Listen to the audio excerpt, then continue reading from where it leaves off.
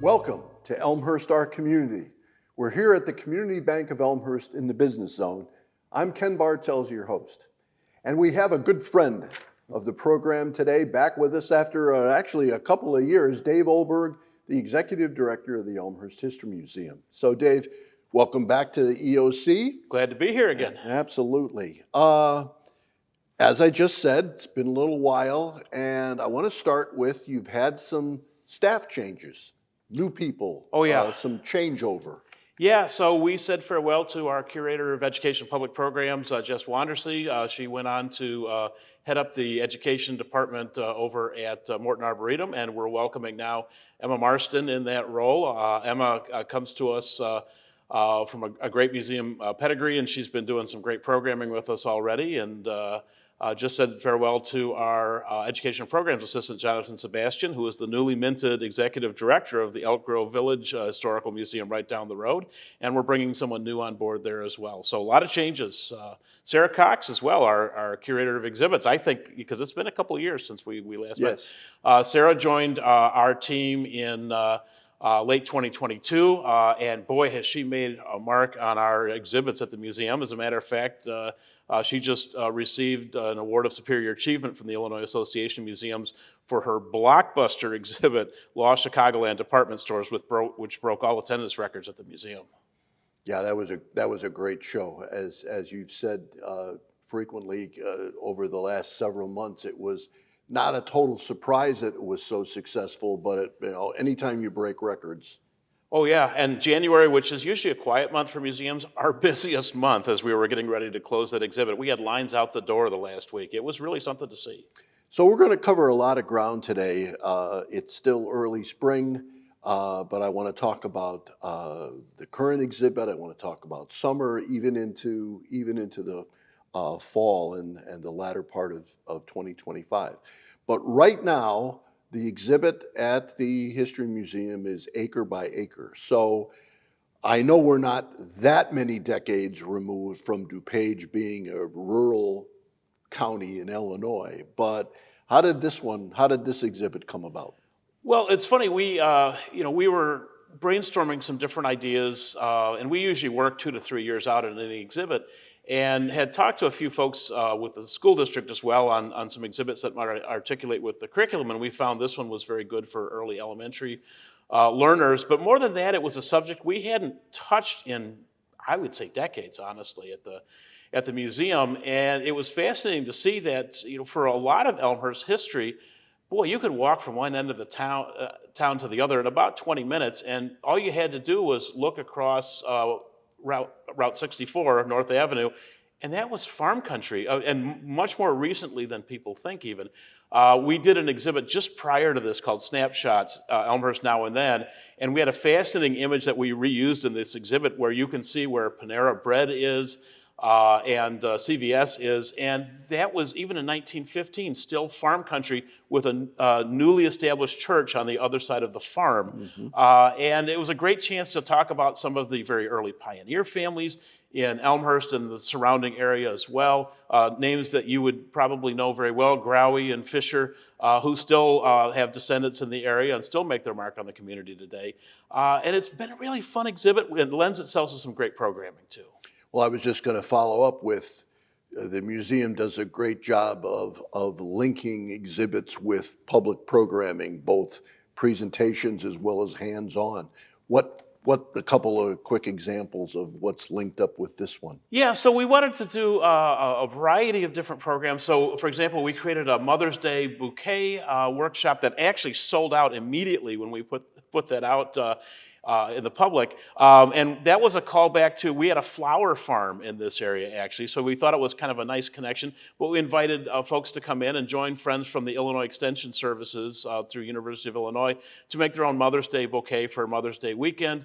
It sold out immediately. We have this huge family farm fest coming up on July 14th, and we're going to have, there's a farming game show as part of it. We're bringing in a band called Bourbon Aristocracy, which does bluegrass music. We're going to have all kinds of farm chores for kids to do. We're even going to have a petting zoo at the museum campus. I got to think that might be a first for us, actually. So we try to really appeal to a lot of different learning styles and just a variety of different audience interests.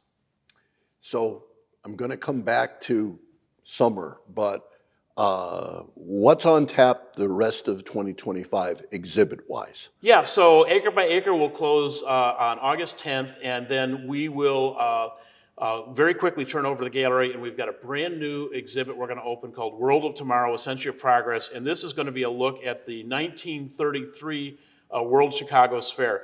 This was a fair that drew 35 million people to Chicago in a 2-year span. It was only supposed to run for a year, but it gave so many people hope during the Great Depression that President Franklin Delano Roosevelt reached out to the fair organizers, who were doing pretty well as well, and said, we should keep this thing going. It's a very futuristic, forward-looking fair. A lot of times when you get to events like our bicentennial, you're looking backwards. Not this one. We were looking to the future.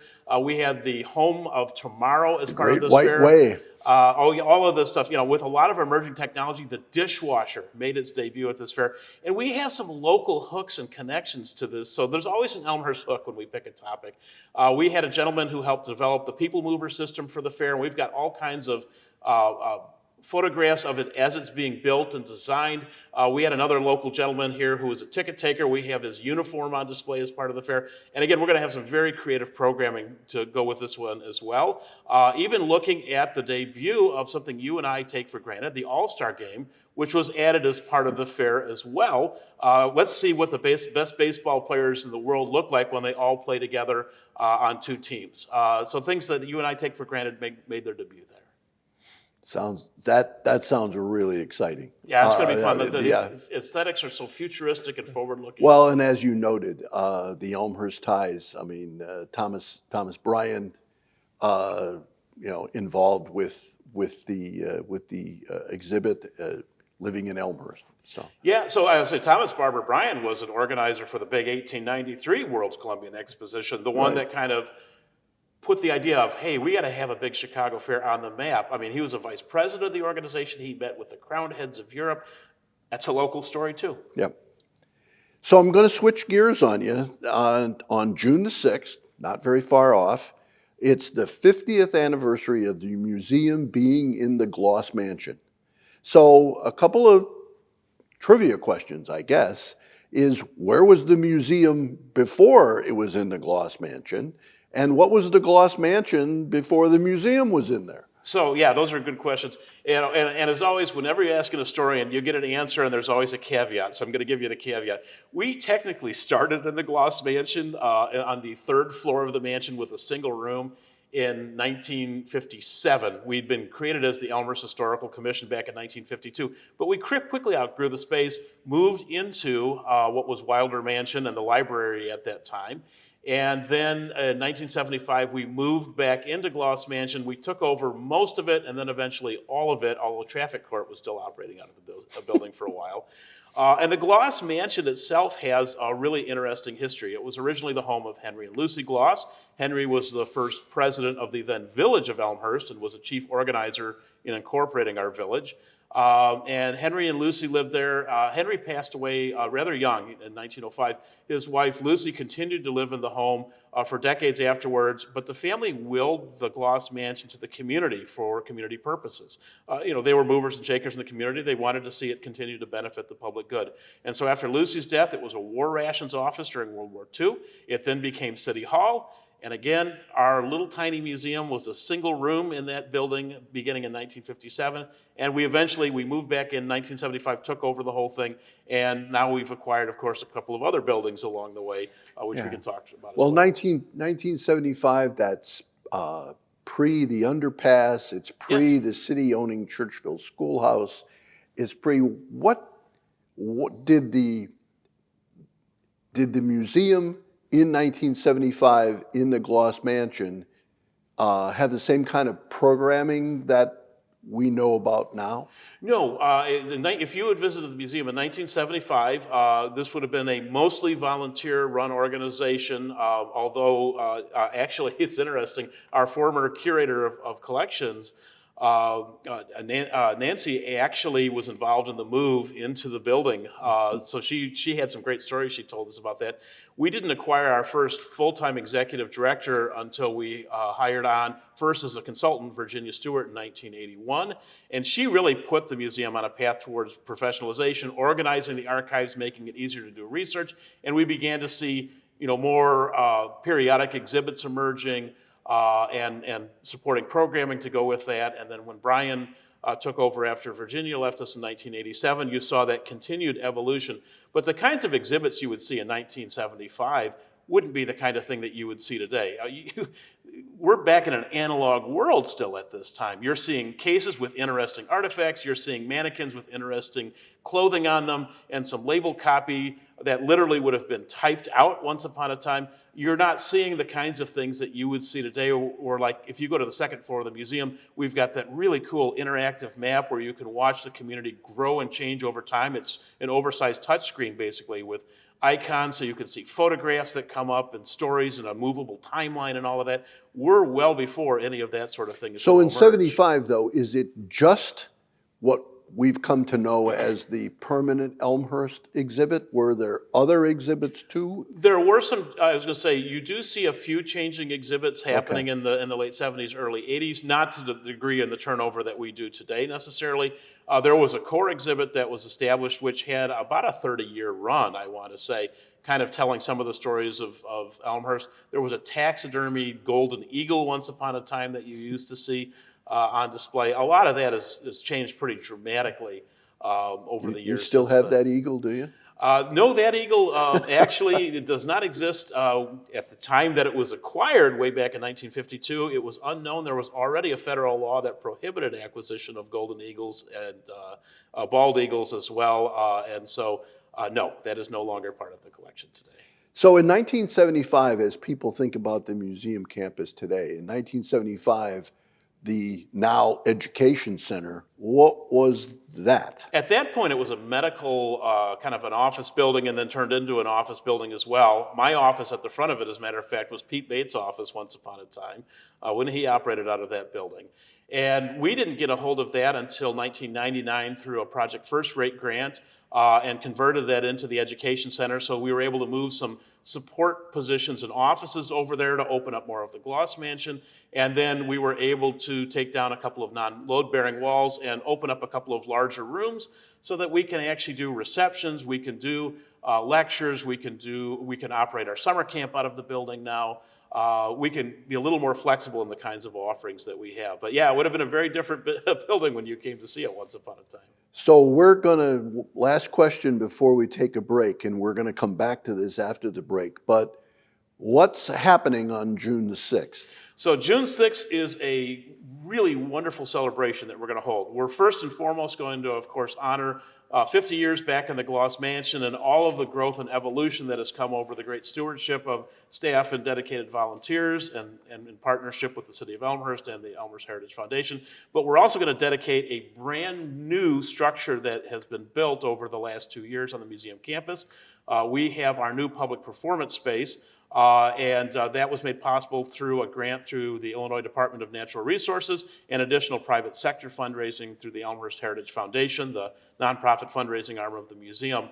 We're going to have a concert on the new public performance space, and we're going to be featuring members of the Elmhurst Symphony Orchestra, and then I've got a whole summer of great performances and concerts lined up after that. We're going to talk about that after the break. Right.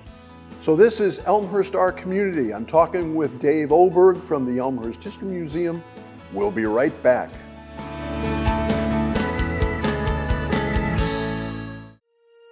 My name is Rich Reichert. I'm President and CEO of Community Bank of Elmhurst. We are a community bank located in Elmhurst, Illinois. We have 2 locations.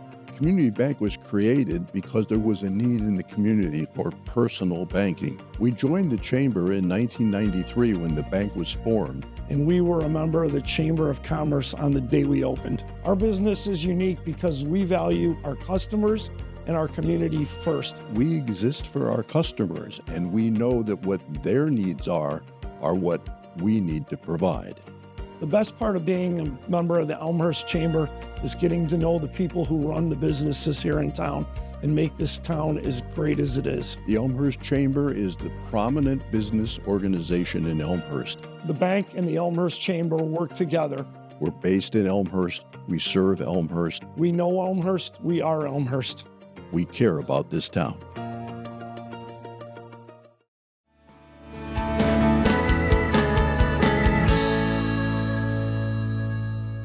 Welcome back to Elmhurst Our Community. I'm talking with Dave Oberg of the Elmhurst History Museum. And Dave, we were just talking about the new outdoor public performance space, but a little background. How does this space happen? So this all came out of during the COVID shutdown in 2020. We were trying to find any creative way we could to engage people. And we had already for about 5 or 6 years been using our grounds for some concerts and different things. City Center had talked to us, and they wanted to do some of their outdoor concerts on our property in the summer of 2020. And I was noticing some pretty strong audiences. And so Jess Wandersee and I were talking a little bit about, boy, it'd be nice to have, something that, a structure where we could really do something professional and have kind of a POW experience. And there was a new tranche of Illinois Public Museum grants operated through the Illinois Department of Natural Resources that opened up in the summer of 2021. And so our team kind of looked at the parameters of the grant. This seemed like a really good fit. Based on the size of our museum, there was no required match. And we were like, we knew this would be a big capacity builder for the museum. And the idea was to create a small raised stage area that would be covered so you could even do performances in light and clement weather. We would turn part of the east parking lot into flex space with permeable pavers so people could bring their lawn chairs and treat it like a mini Ravinia, really. And we'd be able to do more outdoor programming and keep building the audience for the kind of spring, summer, and early fall programming that we've been ramping up for the last few years. We got the grant. We were awarded it in early 2022. As you can imagine, between 2022 and today, if you pay attention to inflation, prices went up a little bit. And I was really pleased to see the Elmhurst Heritage Foundation recognizing how important this was going to be to the museum, decided, you know what, we're going to raise some extra private sector dollars to make sure that the real vision we have for this is going to come to pass the way everybody really wants it to. And so flash forward to here we are in 2025. We're about to dedicate the space, and we're going to be able to do all kinds of great performances. We can use it for everything from concerts to operating, frankly, our Museum Maker Monday and camp programs out of it, to doing some dramatic performances going forward, to even doing some storytelling events. It's going to be just a terrific amenity, and it's going to bring hundreds of new people downtown, and it's going to benefit our whole surrounding business district, I believe, as well. For the benefit of the audience now, the grant was how much, and the total project is about how much? Yeah, so the grant we were awarded was $698,500 from the Illinois Department of Natural Resources, and the Elmhurst Heritage Foundation raised an additional $67,000 in private sector dollars. So it's just about $750,000, give or take, at the end of the day. Yeah. It's a pretty significant new asset. It's a very impressive structure, and the views of it from the west down Adelaide, I guess, or Adelaide. It is Adelaide, yeah. It's just adds a whole other dimension. So now you mentioned the Elmhurst Symphony on June 6th. I don't expect you to remember everything that's being programmed, and I understand that in 2025 you're going to exclusively program it via the museum. Yes, that's correct. Beyond that, we'll figure it out. But so other things, you mentioned a couple already. Yeah, we've got a great lineup. Worked really hard with Jess to get some great performances lined up for the inaugural season. So right after the dedication, if you go to June 22nd, we've got Jim Gill, who's a wonderful, very popular children's musician who's going to be there, and we're going to do some fun musical instrument making takes as part of the day as well. So the kids will have a chance to really have a great time with their families coming to the campus. We're looking at the Friday before 4th of July weekend. We've got the Irving Sisters. This is a trio backed by a band that does the music of World War II, as made famous by the Andrews Sisters. So kind of a patriotic concert as we go into the 4th of July weekend and beyond. And then following up on that, I have Maury Sochat and the Special 20s towards the end of July, that last Friday in July. These guys play Buddy Guys. They play a lot of the big venues in Chicago, and we're bringing them right here for a great performance. And then our August concert, we've got our Fourth Friday series that we're doing, our fourth Friday in August. We're going to feature the Coffee Jazz Collective. This is a lot of Latin-infused jazz music that we're going to do. And then we'll get you to do a little cha-cha-cha and some salsa music for our Fourth Friday concert in September, as we have the Carpaccio y su Super combo doing a lot of cumbia and salsa music as well. And of course, we'll be using it for the 10th annual Craft Beer Fest with a couple of great headliners on the stage as well. So I know the Park District, as part of their referendum, is going to be building a band shell in Wilder Park. City Center has 2 outdoor venues that they use frequently for music during the summer, or actually throughout the spring and summer. Now you've got an outdoor performance space. The music's going to be flowing in downtown Elmhurst. Yeah, we're going to have to kind of expand our definition of what constitutes the cultural corridor, I think, a little bit in Elmhurst. But we work really well to coordinate any performances and concerts that we're doing so that we're not stepping on other events. It's an additive thing. And if you can't make Wednesday's concert, come by Friday. You're going to be at the museum. You're going to see something. Wednesday nights, usually in the summer, I know City Center has their things going. Of course, you've got the band shell down on Spring Road as well, and they've got their own series. But we've worked really well to coordinate so that we're doing different things at different times. But I also see eventually when this other band shell comes online, I think there's an opportunity to do something kind of cool like what I used to have in Rockford growing up. We used to have something called Groove Walk, where you had multiple concerts and multiple venues, and people moved all around the community, and it benefited all of the business districts. And it was like a super party. It was a great time. It sounds like a great time, even being described. So the outdoor performance space, as you envision it, is multi-use. I mean, theoretically, someday there might be a wedding or a small grade school event, or I mean, any combination thereof. And I know that's all to be determined, but it likely is that variable. It's a beautiful space, and it really ties the museum campus together in a way that it was even better than I wanted, I think. You really have a sense of place when you go to the museum now. And I absolutely do see it as an opportunity for us to partner with a lot of other organizations where I could see, we could do a poetry slam with the library up there. It'd be good for everybody all the way around. We're looking at next year, just having some exploratory conversations, but next year, is going to mark the centennial of when Eugene V. Debs died right here at Elmhurst at the Lindlar Sanitarium. He was good friends with Carl Sandburg, who was a local resident at the time. That begs for like a dramatic performance or something, kind of his last days here at Elmhurst and the conversations between the two gentlemen. I see so many possibilities with it. I really do. So you mentioned briefly September 13th is the 10th, hard to believe, 10th Craft Beer Fest. But September this year also gets another fan favorite, the vintage baseball. Oh, I can't wait. Yeah. So we'll be celebrating the 10th annual Elmhurst Craft Beer Fest, September 13th, which is the Elmhurst Heritage Foundation's major fundraiser with the museum. All proceeds underwrite the great exhibits and programs and the initiatives we do there. And then you're looking at 2 weeks after that, Sunday the 28th, we have the, as we call it, the Town versus Gown vintage baseball game, where we've got Elmhurst University faculty, staff, and alums playing against city staff, and volunteers from some of the different commissions, and of course the Elmhurst Heritage Foundation as well. It has become an absolute community favorite. We play by the rules of 1858. I will teach you to cheer and jeer using the old vernacular. You are a great announcer for that particular event. I know my wife Sonali loves being scorekeeper and color commentator with you. And we've had some very, very, very spirited games. And I have to say, last year's game was a real nail-biter. It was. The university eked out a very narrow win. The city dug themselves out of a deep hole to really tie up the game and take it into that last inning. And it is just a great time. And, of course, the coveted Cottage Hill Cup may or may not change hands depending on the outcome of this game. So 2025 is just loaded. I mean, you've got your normal exhibit schedule. You've got a 50th anniversary event. You've got a very busy September. How exactly do you pull this off? Well, I would say we've got one of the most talented teams I've ever worked with in my 36 years in the museum business. Every one of these folks is a hard charger. Everybody works well together.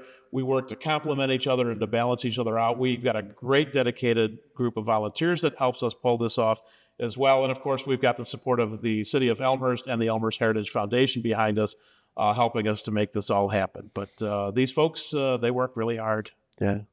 Last question. The partnership between the museum and the Heritage Foundation strikes me as never been stronger than it is right now. I would absolutely concur with that.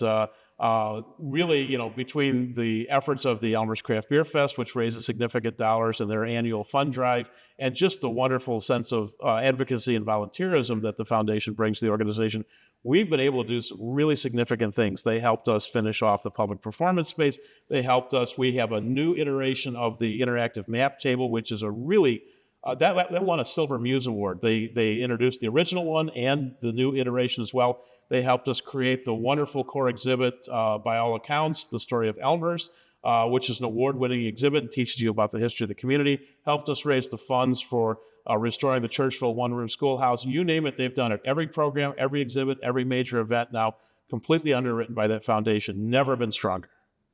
Absolutely. Dave Oberg, thank you. Thank you, sir. We'll have you again, I know. Look forward to it. This is Elmhurst, our community. We've been talking with Dave Oberg of the Elmhurst History Museum. Get over to the museum for the current exhibit, the permanent Elmhurst exhibit. The whole summer and fall will be filled. And we will see you again. Happy New Year.